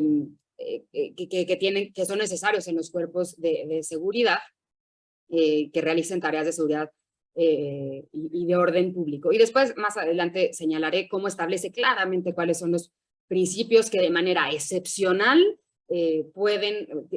cuando se usa a las Fuerzas Armadas de forma excepcional en tareas de seguridad pública, pueden utilizarse y tienen que seguirse para que esas sean de acuerdo a los derechos humanos. Ahora lo veremos más adelante. Entonces, bueno, eso es un poco para enmarcar cómo la militarización ha sido un problema regional, presente en diversos países, que ha generado preocupación de los organismos internacionales, que ha sido tema de monitoreo constante y de recomendaciones de instancias internacionales. Ahora ya para pasar en concreto a cómo observamos que se ha dado en el caso mexicano y recientemente se ha profundizado ya en la actual administración. Decir, sin entrar a mucho detalle, que no es un problema nuevo, que seguramente quienes escuchan y además, bueno, quienes me han antecedido lo saben bien. La presencia de militares en el país, en diferentes regiones y en diferentes modalidades, tiene muchos años, ha generado diversas consecuencias. Podemos rastrear en particular, por ejemplo, el papel que tuvieron las Fuerzas Armadas en el contexto de la mal llamada Guerra Sucia, en donde generaron una serie de despliegues no solamente abusivos, sino que generaron graves violaciones a derechos humanos, desapariciones forzadas, torturas y ejecuciones, y que además continúan en impunidad. Pero además hemos visto ya en los hechos, en los años recientes, cómo se ha mantenido también un esquema de seguridad que a través de diversas decisiones, incluso modificaciones legales, ha seguido apostando por mantener a las Fuerzas Armadas en tareas de seguridad pública. Sin duda, un Sofía, momento... solo te quedan 5 minutos. Vamos a permitir que termine Edme. Sí, por eso le quedan como 5 minutos. Sí, lo tengo yo muy claro, yo lo veo, gracias. Bueno, entonces ha estado presente a lo largo de los años, tuvo un principal despunte en 2006 cuando se hizo el despliegue de las Fuerzas Armadas ya en el contexto de la guerra contra el narcotráfico, y a partir de ahí lo hemos visto profundizándose. Se mantuvo en el sexenio de 2012 a 2018 con la Ley de Seguridad Interior, y actualmente, pues bueno, ha generado ya una serie de decisiones en el actual gobierno. No me centro en esto, pero es importante decir que cuando en 2006 se hizo ese despliegue de las Fuerzas Armadas, no habían elementos ni un diagnóstico claro que justificara su despliegue. Por el contrario, nos encontrábamos en un momento en donde el número de homicidios era bastante menor, y se ha ido incrementando precisamente a partir del despliegue de las Fuerzas Armadas. Y aunque actualmente no ha ido en aumento, sí se ha generado, sí se ha mantenido en los números más altos ya de forma estable, sin disminuir, y eso nos habla pues de un número de homicidios y de violencia sumamente grave, y que por lo tanto evidencia no solamente que esta estrategia genera violaciones a derechos humanos, sino que ha sido inefectiva en atender la seguridad. Además, esto me lo paso muy rápido para llegar al momento actual, pero hemos visto cómo pues, hemos podido documentar graves violaciones a derechos humanos, como la tortura, en casos en donde participan las Fuerzas Armadas, tortura sexual a mujeres, donde cuando se encuentran frente a instituciones como las Fuerzas Armadas, es más alta la posibilidad de que las mujeres enfrenten tortura sexual.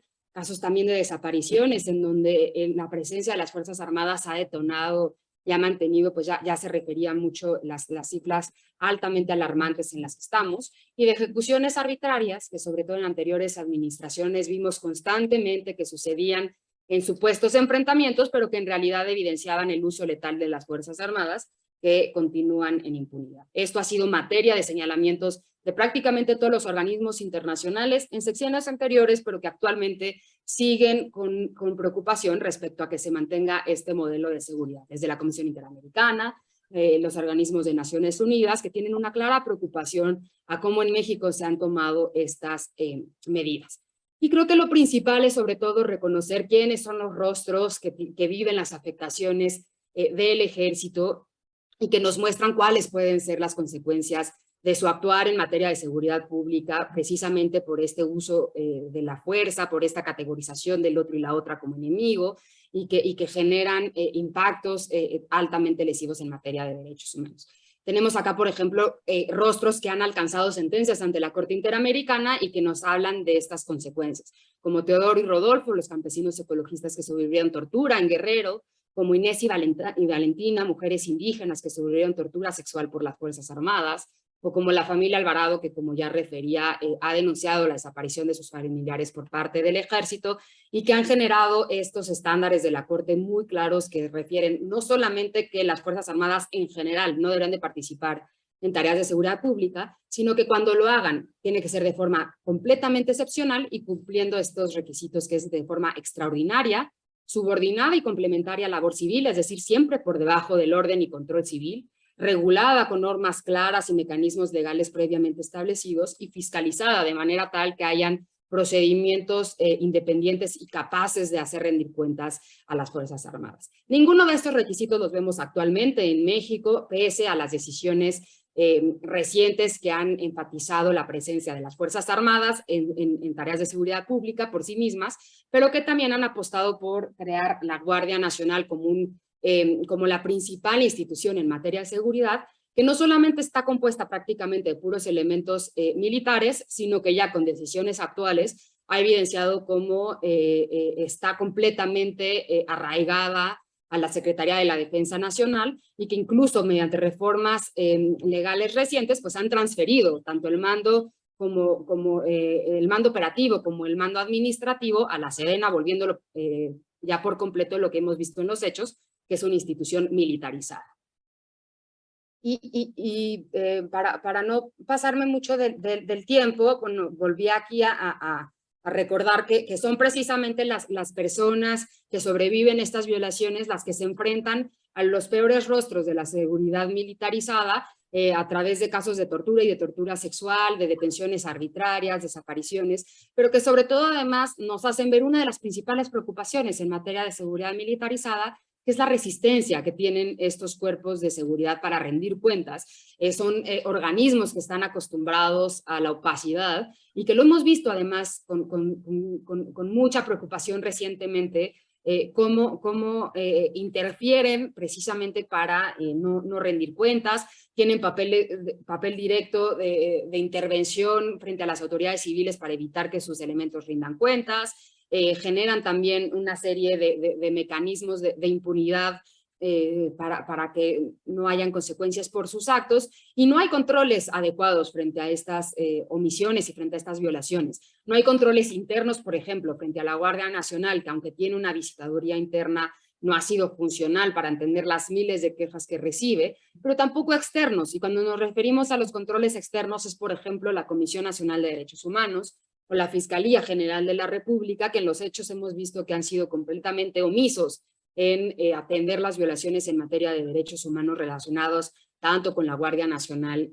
como con las Fuerzas Armadas. Y es precisamente este contexto el que nos preocupa cuando cada vez más tienen un papel predominante, como ya decía, no solo en tareas de seguridad pública, en donde estarán ya hasta 2028 por la última reforma que está por aprobarse a nivel constitucional y que también además establece, bueno, que no establece, perdón, cuáles son los requisitos, las necesidades, el diagnóstico que hace que se haya establecido este plazo hasta 2028 para su presencia, y al mismo tiempo con las reformas, como ya decía, que trasladan la Sedena la operación y todos los recursos relacionados con la Guardia Nacional y con todas las facultades que tiene este organismo, que no solamente es en materia de despliegue territorial, sino que también tiene presencia en aduanas, facultades de revisiones migratorias, facultades en materia de protestas, facultades de vigilancia, que es sumamente grave y que recientemente nos hemos ido enterando cada vez más de cómo efectivamente las Fuerzas Armadas realizan tareas de vigilancia a través de categorizar trabajo de derechos humanos como el del Centro PRO y otras organizaciones como grupos de presión, evidenciando cómo tienen una concepción completamente contraria a los derechos humanos y que atienda la pluralidad de una sociedad mexicana y que efectivamente es esta institución que ve así a las organizaciones de derechos humanos a la que se le está dando la posibilidad de actuar en materia de derechos humanos en materia de seguridad en tantos aspectos sin que se generen controles. Por el contrario, seguimos viendo incluso estos últimos días la decisión de la propia Sedena de no querer comparecer ante el Congreso, evidenciando cómo precisamente las Fuerzas Armadas, lejos de querer rendir cuentas, se caracterizan por su opacidad y cómo darles poder en realidad está afectando una relación cívico-militar que puede que conllevará seguramente consecuencias letales en materia de derechos humanos. Entonces, bueno, ¿Podríamos parar un poquito aquí, Sofía? Sí, lo dejo hasta acá para cumplir con el tiempo. Gracias. Okay. Gracias. Gracias, Sofía. Bueno, pues quedaron pendientes unas intervenciones de Evangelina, de Hazel y de Doris. Si quieren concluir para que las participantes al seminario pudieran preguntar. ¿Quieres tú empezar, Evangelina? Perdón, nada más decir que tenemos que terminar en 15 minutos. En 15 Sí. minutos cerramos.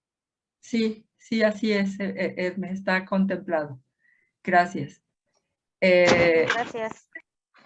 Evangelina, ¿quieres tú abundar un poco en lo que mencionaste, unos 2 minutitos? Dejamos la otra compañera ahorita que concluya ella y luego ya sigo yo.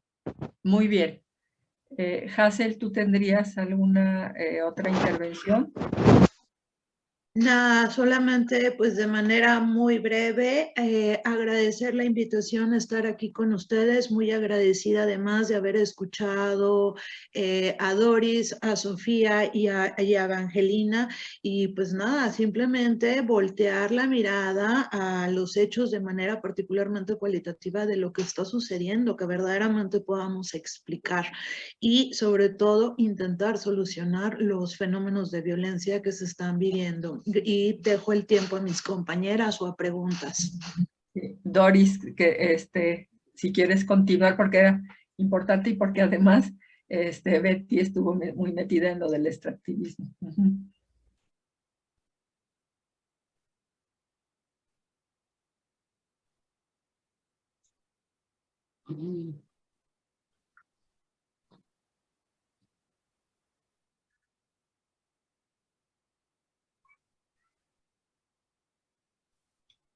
Sí, breve. Sí, Pues decir adelante. ahora que en Oaxaca estamos, yo creo que en Oaxaca como en el sur y en muchos estados, ¿verdad? De México, estamos en un contexto de despojo por proyectos extractivos, ¿no? En donde, bueno, esta es un mural que estuvimos trabajando con mujeres aquí en los valles centrales, donde quisimos o quisieron como poner ahí un poco cómo está esa disputa, ¿no? De ese mismo territorio, ¿no? Ese territorio habitado pues no solo por las compañeras mujeres, sino también por los compañeros, por las niñas, los niños, y demás elementos, ¿verdad? De ese territorio.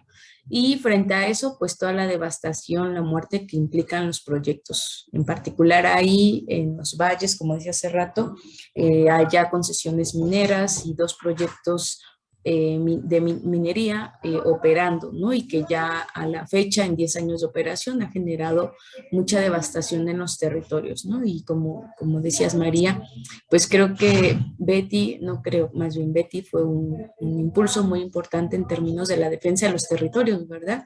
De las comunidades, de los pueblos y en particular de la participación política de las mujeres también, ¿no? Contarles que un poco desde ese espíritu también, ¿verdad? Nosotras hemos estado acompañando aquí en Oaxaca procesos organizativos que como en los valles, en la costa y en otras regiones, pues se articulan, ¿no? Ahí como muy importante ha sido la vinculación, la alianza, ¿no? Entre pueblos, entre comunidades, con otros sectores, pues para defender estos territorios frente a los impactos que no se detienen, ¿no? Es decir, cuando un proyecto minero excava profundamente, las afectaciones al agua, ¿no? O la explosión y la basura, la contaminación del polvo, no se detiene en el polígono en el que está concesionado, ¿no? Sino se esparce a toda la región, ¿no? Entonces, en ese sentido, desde ese elemento, pues estamos haciendo una apuesta muy importante a la articulación entre pueblos, entre comunidades, una apuesta muy importante a fortalecer y reconocer y visibilizar lo que las mujeres están haciendo en términos de aportar a sus comunidades para mantener la vida ahí, pero también para aportar con lo que están haciendo desde los procesos de defensa del territorio, ¿no? O ahora mismo, pues todo el trabajo que está haciendo Hazel, que está haciendo Evangelina, ¿no? Que son esos aportes donde estamos las compañeras, ¿no? Entonces, por ahí hemos estado como muy en el quehacer también, pues reconociendo pues que tenemos un Estado que ha estado pues favoreciendo en muchos casos, ¿no? Haciendo más fácil el acceso a las comunidades, ¿no? Generando marcos jurídicos que facilitan el despojo de los territorios también, ¿no? Un Estado ahí haciendo un trabajo muy cerca, no solo hablo de este momento del Estado, ¿verdad? Sino un Estado en la historia, haciendo un trabajo muy cercano a las empresas, ¿no? Y bueno, a un montón de actores regionales, ¿no? Tan diversos, ¿no? No solo como en el norte, seguramente en el centro del país, en Oaxaca en particular, no solo actores políticos, el crimen organizado, actores económicos, actores que han estado ahí desde hace mucho tiempo en el territorio, ¿no? Y en ese contexto, ¿no? La seguridad, ¿no? Para las mujeres que están defendiendo sus pueblos y los hombres que están defendiendo sus pueblos es vital, ¿verdad? Porque también tenemos una apuesta en términos de no queremos más compañeras, compañeros asesinados, ¿verdad? Y queremos generar ciertas condiciones, esperamos que sí, para que podamos ejercer nuestro derecho a defender a nuestros pueblos, a nuestras comunidades, ¿verdad? Seguros, ¿verdad? En términos de justicia también, porque las comunidades que se pronuncian no solo son, no es en términos personales, individuales, ¿no? Sino las personas que se pronuncian en contra de los proyectos mineros lo hacen porque es una asamblea, es decir, un colectivo, un pueblo, una comunidad que ha decidido que no quieren ese proyecto minero en su pueblo, ¿no? Entonces es un bien colectivo y entonces en ese sentido hay un cuidado colectivo del territorio también, ¿no? Entonces, pues decir que creo que en términos de violencia, inseguridad, todo esto del crimen organizado, todo este tema del papel de los militares también en las regiones, pues se vuelve mucho más complejo y tiene otras dimensiones o cobra otras dimensiones en contextos como el de Oaxaca, ¿no? Contextos que están en donde los proyectos hidroeléctricos, mineros, eólicos y demás, ¿no? Están ahí muy atentos a llegar a nuestros territorios, ¿no? Y que a veces, pues, estas condiciones, como digo, estas leyes, estos procedimientos, la presencia de los militares juegan a favor, ¿no? En muchos casos, ¿no? Del desarrollo de estos proyectos. Bueno, por aquí dejaría la palabra entonces. Gracias, Doris. Sofía. Pues si quieren pasar mejor a las preguntas. Perfecto. Mucho mejor. Bueno, es un mosaico muy complejo lo que nos han presentado las compañeras. Entonces, y una oportunidad pues para articularnos entre quienes a lo mejor no nos conocíamos en estas intervenciones y con más personas que estén en este seminario que quisieran preguntar, ampliar.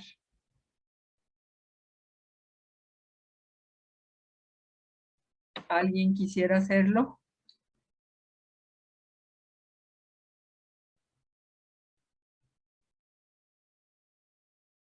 ¿O estamos tan abrumados de ver tanta barbaridad?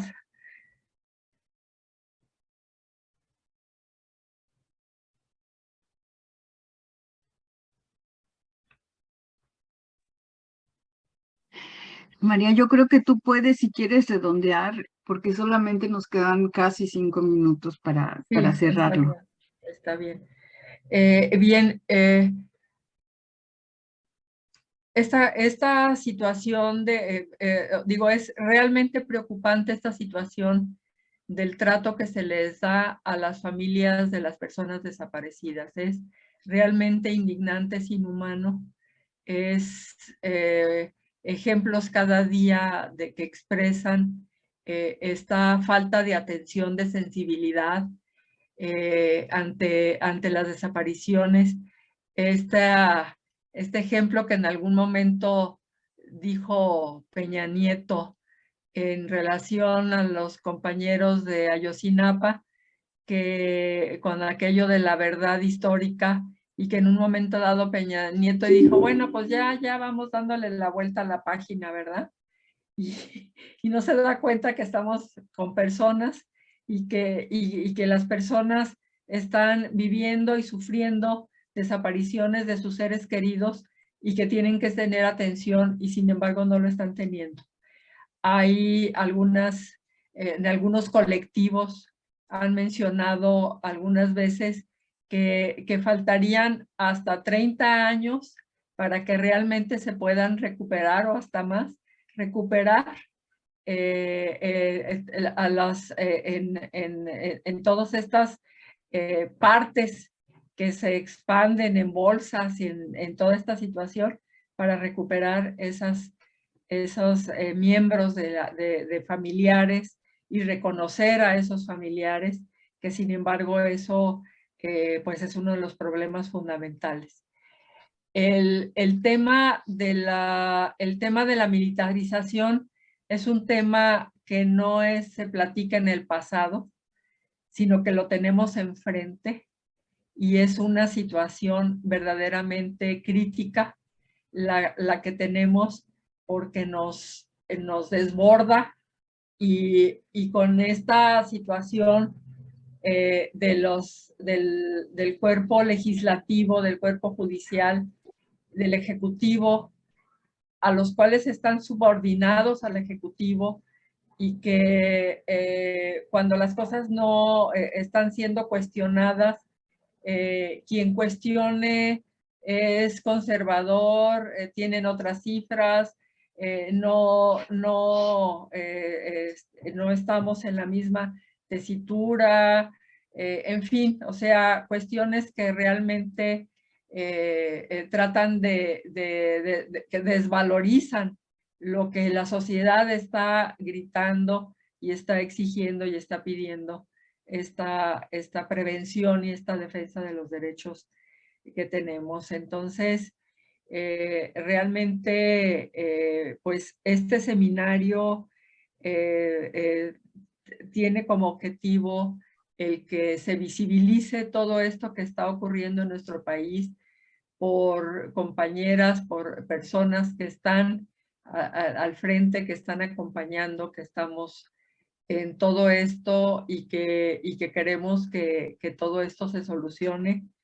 En el caso de Jiri, por ejemplo, pues es un compañero finlandés y que finalmente en Europa o en la comunidad europea tampoco fue atendido, como no fueron atendidos las torturas cuando las compañeras de Atenco que se manifestaron y todo esto que está pendiente, tantos pendientes que tenemos y tanta impunidad que tenemos, que finalmente tenemos que seguir en la lucha y en la conciencia de que podemos luchar contra los Goliaths que podemos luchar contra tantos y tantos amenazas que tenemos contra estas Fuerzas Armadas que les han entregado al país y que finalmente vivimos una guerra interna que no es reconocida como una guerra y que sin embargo la vivimos y la experimentamos en cada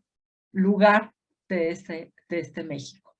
Entonces, como alguna compañera en uno de los seminarios recordó, que a pesar de las circunstancias tenemos que seguir teniendo esperanza y tener alegría en todos estos esfuerzos que hacemos. Como Evangelina ya nos decía, de las dificultades, de los obstáculos que tiene, pero que sin embargo ella está presente, está al frente de luchas entre compañeros. Yo quisiera decir unas palabras de agradecimiento para todas las que han participado, nuestros panelistas de hoy, pero también las panelistas de los 2 primeros webinars, y para nuestras traductoras, y para la organización, sobre todo de White, por Gea Meyers, que nos ha ayudado muchísimo en toda la cuestión de la instalación técnica de estos webinars. Y simplemente recordarles que este es un esfuerzo por discutir las consecuencias de estos tratados, pero también qué podemos hacer al respecto, y que tenemos esta carta de protesta y que les invitamos a todos a firmar, a leerla y a firmar también la carta. Entonces, véanlo como un esfuerzo, como la iniciativa, una pequeña iniciativa que tenemos de estas redes y que queremos seguir adelante con este esfuerzo. Muchas gracias. Y en contacto. Pues muchas gracias también a las y los participantes a este seminario, quienes hayan participado en las 3 sesiones, quienes hayan participado en las que pudieron hacerlo, y pues nuestro agradecimiento a todos, y pues seguimos en la lucha, compañeras. Así es. Muchas gracias. Muchas gracias. Sí, así es, y muchas gracias a todos, y muchísimas gracias por esta oportunidad de estar ahí con ustedes. Verdad, me da mucho gusto participar en este seminario. No pude participar en los demás porque paso muy ocupada, pero espero seguir participando en otros espacios que ustedes tengan. Gracias. Muchas gracias a todas las compañeras. Gracias. Un abrazo solidario a todas. Sí, muchas gracias.